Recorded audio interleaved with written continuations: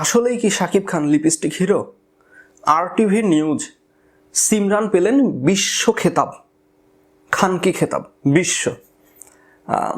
প্রথমত আমি এই টপিকে কথা বলতেই চাই নাই, কারণ এখানে শাকিব ভাইয়ের কতটুকু দোষ আছে সেটা আমি আপনাদেরকে বলি, তারপরে সিমরানের কতটুকু দোষ আছে সেটা আমি আপনাদের সামনে তুলে ধরবো। তো সিমরান, আপনাকে নিয়ে একটা লাইন শেষ করি জাস্ট। আপনি যদি অবিবাহিত হয়ে থাকেন, আপনি যদি এখনো পাত্র খুঁজে থাকেন, আপনি যদি মনে মনে সুন্দর ভালো ছেলে খুঁজে থাকেন বিবাহের জন্য, তাহলে অবশ্যই সাকিবিয়ানরা আপনাকে ঘরের বউ করে নিবে। হ্যাঁ, আমি কথা দিচ্ছি, সাকিবিয়ানরা আপনাকে ঘরের বউ করে নিবে। হ্যাঁ, সম্মানের সাথে নিবে। সংসারে আপনাকে কোনো কাজ করতে হবে না, শুধু রাত দিন শাকিব খানের সিনেমা দেখতে হবে আপনাকে। এইটা ছাড়া আপনার আর কোনো কাজ থাকবে না। ভাই বেড়াতে চলে আসেন। শাকিব খানকে লিপস্টিক হিরো বলা হয়েছে, কপি লিপস্টিক হিরো। বর্তমান সময়ের সাথে এই কন্টেন্ট কি যায়? একটা সময় ছিল করোনার আগে, শাকিব খানকে নিয়ে এই ধরনের নিউজ করলে বাহবা পাওয়া যেত। শুধু টিভি চ্যানেল না, আপনার RNR, স্টার গল্প, RJ, রেডিও জকি যারা আছে, তানভীর, বর্তমানে আর কে কে আছে শাকিব খানের পাঞ্চর ঘুরে ফেরা করে ইন্টারভিউ নেওয়ার জন্য, আরও আছে বেশ কয়েকটা চ্যানেল আছে, আমার নাম মনে পড়ছে না। এই সকল ইউটিউবারগুলো শাকিব খানকে তখন কপিবাজ, লিপস্টিক হিরো, তারপরে লেডিস হিরো, অনেক কিছুই বলতেন। আর নিউজে তো প্রতিবেদন হতোই। করোনার আগের কথা বলছি আমি, 2019-এর দিকে যে টপিকগুলো হতো সেই সময়টায়, হ্যাঁ, ওই সময়ে শাকিব খানের কিছু ভুল ছিল। ভুলটা কি? তিনি পরিচালকের কথায়, প্রযোজকের কথায় চুক্তিনামাতে সই করে কপি ভিডিওতে সিনেমা করতেন, বা যেই সিনেমাটা ইন্ডিয়াতে হয়েছে, তামিলে হয়েছে, ভারত বাংলায় হয়েছে, এরকম একটা গল্পে রিমেক করতেন। আর দর্শক যারা ছিল তারা সিনেমা হলে গিয়ে শাকিব খানকে বকাঝকা করতেন, টাকা লজ। ওটা ছিল করোনার আগে, অতিরিক্ত। কিন্তু আমরা যদি 2020 সালের পর দ্বিতীয় ধাপ শাকিব খানের বলা হচ্ছে, এটা দ্বিতীয় অধ্যায়, এই দ্বিতীয় অধ্যায়ে এসে যদি আমরা দেখি বর্তমানে শাকিব খান যে মানসম্মত কাজ করছেন, বলা যেতে পারে গোটা ফিল্ম ইন্ডাস্ট্রি এখন শাকিব খানের নামে পরিচয় পায়। শাকিব খানের নাম করে তারা পরিচয় অর্জন করছে। শাকিব খানের জন্যই তারা সিনেমা ইন্ডাস্ট্রিকে টিকিয়ে রাখতে পেরেছে।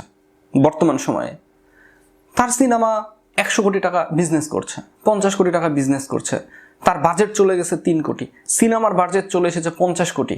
কি একটা অবস্থানে বাংলাদেশি ফিল্ম, যেটা কেউ কখনো হয়তো বা কল্পনাই করেনি, সেই জায়গাতে দাঁড় করেছেন মেগাস্টার শাকিব খান।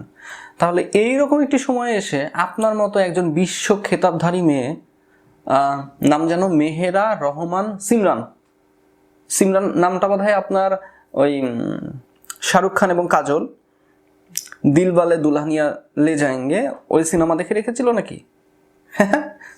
হতে পারে সিমরান, এটা তো বাংলাদেশি নাম হতে পারে না। বাংলাদেশে এরকম নাম কেউ রাখেও না, ইসলামিক নাম রাখা হয় বেশি। তো দেখেন, আসলে উনি ওই কালচারের। তো আমি এই মেয়েকে নিয়ে যেটা বলতে চাই, প্রথমত সিমরান, আপনি যদি বিবাহিত হয়ে থাকেন, একবার ভেবে দেখেন তো আপনি আপনার শ্বশুরবাড়িতে কিভাবে লজ্জায় মুখ দেখাবেন। ধরে নিচ্ছে আপনি চাকরি করেন, ধরেই নিলাম আপনি চাকরি করেন, আপনার সাথেই মিলিয়ে দিই, আপনি চাকরি করেন। প্রত্যেকটা উপস্থাপনার আগে বা নিউজ প্রেজেন্টের আগে আপনাদের হাতে একটা পেপার দেওয়া হয়, একটা লিখিত কন্টেন্ট দেওয়া হয় প্যারাগ্রাফ আকারে। সেটা আপনি 3 থেকে 5 বার পড়ে দেখেন, আয়ত্ত করেন, সরগরে করে পড়ে মুখস্থ করে আয়ত্ত করে তারপরে ক্যামেরার সামনে দাঁড়ান। তাহলে আপনি যখন সেই কন্টেন্টটা পড়ে দেখলেন যে এখানে শাকিব খান টপিকে এবং বর্তমানে শাকিব খানকে যে লিপস্টিক হিরো বলা হচ্ছে এটার সাথে শাকিব খান যায় না, এটা তো আপনি দেখলেন। এটা দেখার পরেও আপনি নিউজ কিভাবে করলেন ভেবে দেখেন তো একবার। আপনার তো তখনই উচিত ছিল যে এই নিউজটাকে বয়কট করেন, যে না, শাকিব খানের অবস্থান তো এরকম না। তাহলে আপনি চাকরি বাঁচানোর জন্য ওই ফেক কন্টেন্টে আপনি ভিডিও তৈরি করলেন, নিউজ। তাহলে আমরা যারা ইউটিউবার আছি, আমরা তো চাকরি করি না, আমরা টাকার জন্য করি। আপনিও যেমন টাকার জন্য করেন, আমরাও টাকার জন্য করি। এবং আমাদের বস শাকিব ভাই আপনার বস চ্যানেলের মালিক, তা আপনি তো এখন খাবেনই, ডোজ তো মেলাই খাবেন। সাকিবিয়ানরা যে ডোজ দেওয়া দিয়েছে আপনাকে, শাকিব খানের ভক্তরা আপনাকে যে অ্যাওয়ার্ডটা দিয়েছে, এই প্রথম আপনি এইরকম একটি অ্যাওয়ার্ড পেলেন। পাশাপাশি জনি দাদার সাথে, ওয়েবসাইট হিরো জনি দাদার সাথে আপনার ছবি এডিট করে ছড়িয়ে দেওয়া হচ্ছে। একবার ভেবে দেখেন যে আপনার মান সম্মানটা থাকলো। ও আমি তো বলতে ভুলে গেছি যে এই RTV থেকে আবার সাকিবিয়ানদেরকে নিয়ে নিউজ করা হয়েছে, বেশ কয়েকজন ভাইকে নিয়ে নিউজ করা হয়েছে, যেখানে দাবি করা হচ্ছে বা বলা হচ্ছে যে এই ধরনের নায়কের পালিত কিছু কন্টেন্ট ক্রিয়েটর, এটাই বোঝানো হয়েছে, গৃহপালিত কিছু কন্টেন্ট ক্রিয়েটর তার আবার রিয়াকশন দেয়।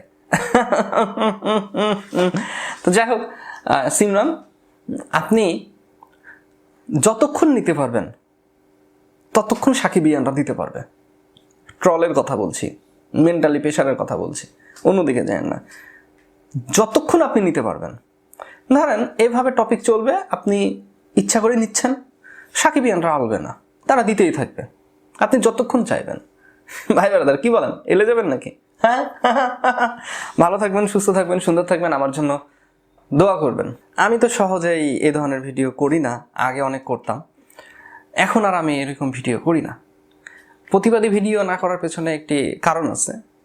কারণটা প্রথমত জানাই, এক, সাকিব ভাই, মূল কারণটাই সাকিব ভাই। কেন জানেন? আমরা আগে একতরফাভাবে, আমার মতো আরও 2-4 জন ইউটিউবার ভাই একতরফাভাবে আমরা আগে প্রতিবাদ করতাম।